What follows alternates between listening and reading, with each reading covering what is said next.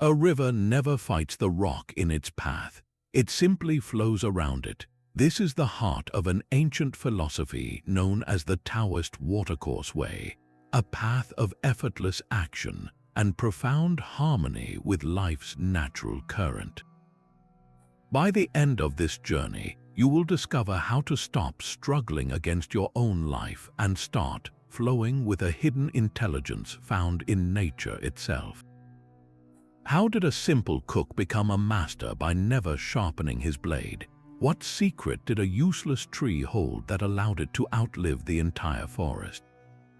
We will uncover these mysteries together through a collection of captivating stories. What part of your life feels most like an upstream battle right now? An old farmer's prized stallion ran away one morning. His neighbors rushed to console him, calling the loss a terrible misfortune. The farmer simply nodded and said, "Maybe it is bad, maybe it is good." Who can say? A few days later, the stallion returned, leading a small herd of wild horses into the man's paddock. This time, the neighbors celebrated, declaring it the most wonderful luck. The farmer offered the same quiet reply, "Maybe it is good, maybe it is bad. How can we know?" His son, trying to tame one of the new horses, was thrown and broke his leg. Again, the neighbors gathered, shaking their heads at this fresh tragedy. The old man gave his familiar response, "Maybe it is bad, maybe it is good." Soon after, military officials came through the village, conscripting every able-bodied young man for a brutal war. The farmer's son was passed over because of his injury. This story shows us how the Watercourse Way views the world. We are so quick to label every event, clinging to what we call good and desperately resisting what we call bad. But the river of life does not recognize these labels, it only flows. Our struggle comes from trying to freeze the current in a single moment, declaring the journey over when it has only just begun. What if you could release your grip on the outcome you are so sure you need? What freedom might you find in simply observing the flow without needing to judge its direction? The old farmer understood that the flow of life defies our hasty judgments. This same principle reveals itself in the mastery of any craft, where true skill is not a matter of force but of profound alignment. There is a famous story from ancient China about a cook named Ting who worked for a nobleman. Cook Ting was renowned for his skill in butchering oxen. His blade, after 19 years of service, remained as sharp as the day it was freshly honed. He never needed to sharpen it, and he never forced his way through the animal. When the nobleman asked how such a feat was possible, Cook Ting described his method. He explained that he did not see the ox as a solid mass to be conquered. Instead, he paid close attention to the natural structure of the beast, to the spaces between the joints, the hollows where the blade met no resistance. His skill lay in following these innate pathways, allowing his thin blade to glide through the gaps with effortless grace. He moved with the natural grain of reality, not against it. His mind perceived the spaces and his hand followed. There was no clashing, no hacking, no dulling of the edge. This is the Watercourse Way in its purest form. Cook Ting was not fighting the ox, he was dancing with it. His mastery came from a deep, attentive connection to the way things are, not from a desire to impose his will upon them. His blade remained sharp because it never encountered a force it needed to overcome. Now consider your own life. Where are you trying to sharpen your blade through sheer effort, forcing your way through a problem or a challenge? Perhaps you are struggling in a relationship, pushing against a person instead of seeking to understand the spaces between your perspectives. Maybe you are battling with a creative block, trying to force inspiration instead of listening for its quiet, natural current.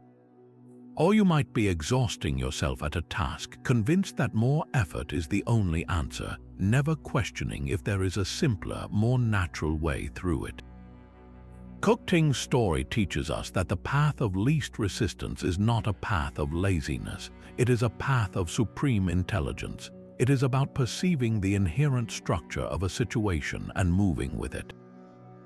True power is not found in the strength of your push, but in the accuracy of your alignment. What if the greatest challenges in your life are not walls to be battered down, but oxen waiting for you to discover their hidden spaces?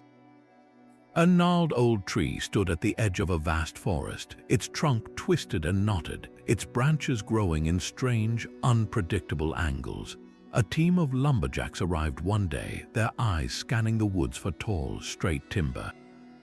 They passed by this particular tree without a second glance. One of them even laughed, calling it completely useless.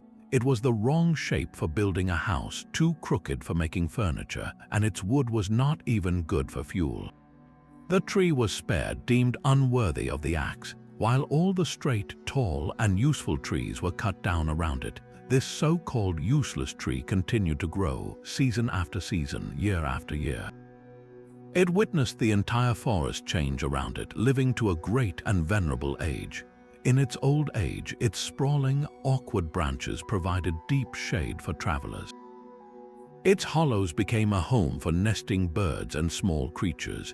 It became a quiet landmark, a place of rest and shelter that the perfect lumber could never have become. This is the profound principle of useful uselessness. The world often prizes straight grain and immediate utility. We are taught to be productive, efficient, and constantly moving toward a visible goal. But the Watercourse Way asks us to look deeper. What if the parts of yourself you consider unproductive, your moments of quiet rest, your unconventional ideas, or even your perceived flaws, are actually your greatest sources of resilience?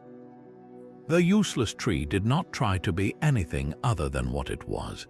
It did not strain to grow straight to please the lumberjacks. It simply followed its own natural, gnarled course, and in doing so, it achieved a longevity and a purpose that the useful trees never could. It found its strength not in conformity, but in its unique character. Where in your own life are you straining to be a straight, useful piece of lumber in a world that may just cut you down for it? What hidden value lies in the parts of your journey that do not fit a conventional measure of success? Perhaps your greatest shelter is found not in what you produce, but in the simple, enduring quality of your own authentic presence. A hurricane does not ask which tree is strongest, only which one can bend. During a great storm, two trees face the relentless wind. The mighty oak stands firm, its rigid trunk and deep roots a testament to its strength. It resists the gale with all its might until a tremendous force finally snaps its solid core. Beside it, the willow tree does not resist. Its slender branches are supple, its entire form yielding. It bends so low that its leaves nearly touch the ground, dancing with the storm rather than fighting it. And when the winds finally pass, the oak lies shattered while the willow slowly straightens, its flexibility having ensured its survival. This is the power of softness over hardness, a central tenet of the Watercourse Way. The river's water is soft, yet over millennia it carves through solid stone not by force but by persistent, gentle flow. So it is with our own lives. Where the oak represents rigid thinking and unyielding positions, the willow embodies a fluid and adaptable mind. Think of an argument where you are absolutely certain you are right. You stand your ground, defending your position with increasing force. This is the way of the oak, but what if, like the willow, you allowed yourself to bend? This does not mean abandoning your truth, but rather listening, understanding the other person's perspective, and allowing the conversation to move in a new direction. The goal is not to win the argument, but to preserve the relationship and find a path forward together. Or consider an unexpected career change, a storm that shatters the rigid plan you had for your life. The oak-like response is to resist, to mourn the loss of the single path you envisioned. The willow-like response is to bend, to acknowledge the change and look for new ways to grow, perhaps in a direction you had never considered. Your strength in such moments comes not from stubbornly clinging to a broken branch, but from your capacity to adapt and find a new shape for your life. Cultivating this mental and emotional flexibility is a practice. It begins by noticing when you are tightening, when you are becoming rigid in your expectations or your reactions. In that moment, you can consciously choose to soften, to breathe, and to yield just enough to let the storm pass through you instead of breaking against you. What current challenge in your life is asking you to be less like the unyielding oak and more like the surviving willow? There is a quiet river where a man is rowing his small skiff. He is lost in the tranquility of the water when suddenly another boat drifts directly into his path. It collides with his own, a jarring impact that shatters the peace. Instantly, his calm evaporates, anger surges through him. He shouts, his face flushing, ready to confront the careless fool who was not watching where they were going. But then he looks closer. The other boat is completely empty. It is just an old skiff that has come loose from its mooring, drifting with the current. His anger vanishes as quickly as it came. There is no one to blame, no malicious intent to fight against. He simply pushes the empty boat away and continues on his journey. This ancient story from the philosopher Zhuangzi reveals a profound truth about the source of our own emotional storms. The collision was the same, the physical event was identical. The only thing that changed was the story he told himself about it. When he believed a person was responsible, his ego flared up, feeling disrespected and wronged. When he saw it was just an empty boat, his anger had no place to land. This is the practice of seeing the empty boat in the actions of others. Your coworker sends a terse email and you feel a sting of resentment. But what if that email is just an empty boat, a product of their own overwhelming stress with no actual intention to harm you? A driver cuts you off in traffic and your rage ignites. Yet that car is just an empty boat piloted by someone who is perhaps distracted, rushed, or simply unaware, not a personal enemy on a mission to inconvenience you. The Watercourse Way asks us to remove our own ego, our fragile sense of self, from the equation. We create so much of our own suffering by personalizing events that are, in truth, as impersonal as a log floating down the river. It is not the event itself that causes our pain, but our interpretation of it, our insistence that we have been personally targeted. When you stop taking things so personally, you stop fighting ghosts. You stop wasting your energy shouting at empty boats. The river of life is full of such drifting vessels, unexpected collisions that are part of the natural flow. By recognizing them for what they are, you allow your own skiff to remain steady. You acknowledge the impact, you navigate around the obstacle, but you do not let it capsize your inner peace. Where in your life are you shouting at a boat that has been empty all along? Even the most well-intentioned rules can become cages. A keeper once cared for a group of monkeys, and his daily routine was to feed them their ration of nuts at 3 in the morning. The monkeys grew accustomed to this schedule, but the keeper began to feel the strain of the early hour. He decided to propose a change. He gathered the monkeys and said, "From now on, I will give you your nuts at 4 in the morning instead of 3. How does that sound? The monkeys were furious. They chattered and screeched in protest, deeply unhappy with the new plan. Seeing their reaction, the keeper immediately adapted. He said, "Very well, I hear you. Let us instead do this. I will feed you at 3 in the morning as always." The monkeys were delighted, their anger vanishing instantly. They celebrated the keeper's wisdom in maintaining their familiar schedule. The keeper had not changed the outcome at all. The monkeys would still be fed. But by letting go of the initial label of 4 o'clock and embracing their preference for the name 3 o'clock, he restored peace and harmony instantly. He cared more about the well-being of the monkeys and the smooth flow of the day than he did about being right or sticking to his original plan. This is the essence of navigating human currents. So much of our conflict, both with others and within ourselves, stems from a rigid attachment to the names of things. We fight over a specific word in a conversation, a particular method of doing a task, or our fixed idea of how an event should unfold. We become like the monkeys, attached to the label of 3 in the morning, even when the substance of what we need, the nourishment, remains available to us. The Watercourse Way asks us to distinguish between the essence and the label. Are you arguing for the nut, or are you arguing for the time on the clock? In a relationship, this might look like letting go of your need to phrase something perfectly, and instead focusing on the core feeling of connection you are trying to achieve.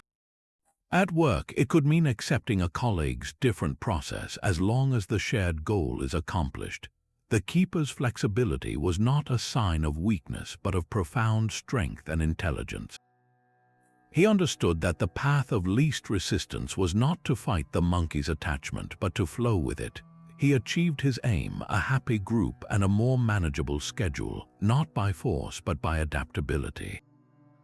Where in your life are you insisting on 4 in the morning, creating conflict and struggle, when simply calling it 3 could bring immediate peace and allow you to move forward? The nourishment is often right there, waiting for you to let go of the name you have given it. A river spirit once swelled with immense pride after the summer rains. It looked upon its own rushing waters, the way they flooded the plains and carried away great trees. It believed itself to be the greatest body of water in all the world. Boasting to every stream and creek it met, the river declared its unmatched power and grandeur. It flowed with a triumphant, arrogant current until one day it reached the edge of a vast, endless blue. This was the sea. The river poured its waters into this immense expanse, and for the first time it looked back toward the land from which it had come.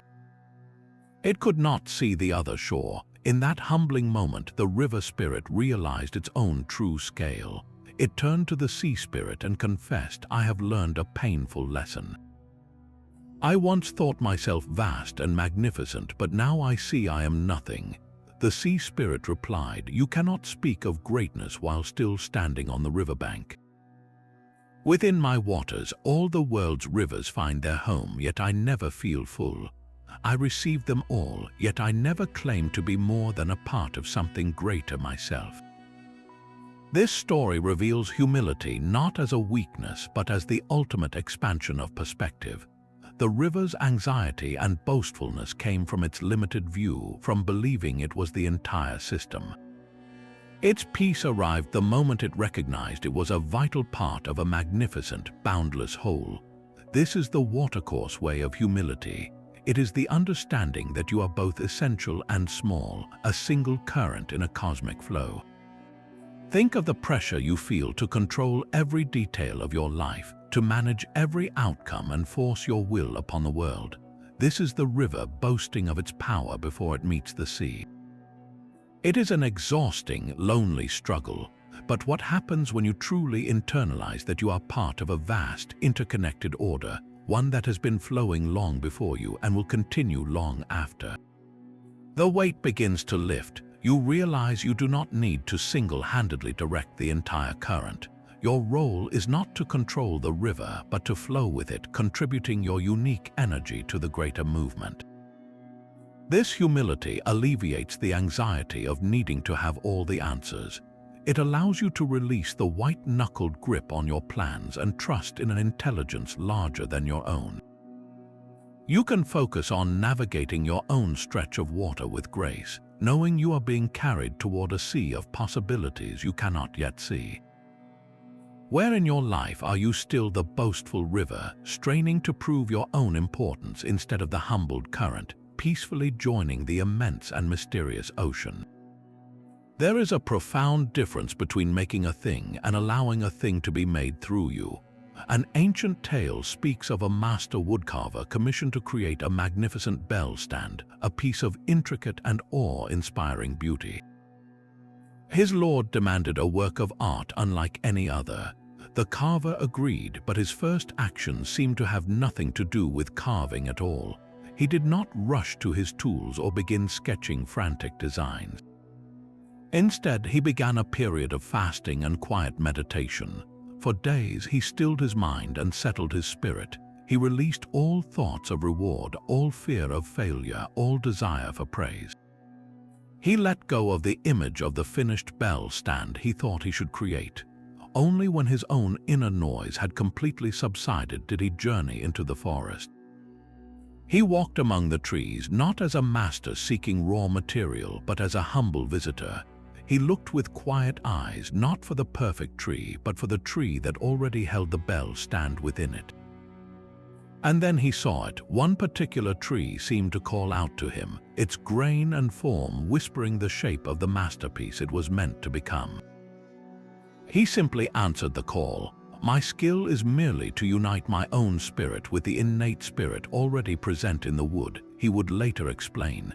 The bell stand he carved was so breathtaking, so perfectly formed, that people who saw it said it must have been made by the hands of spirits or gods.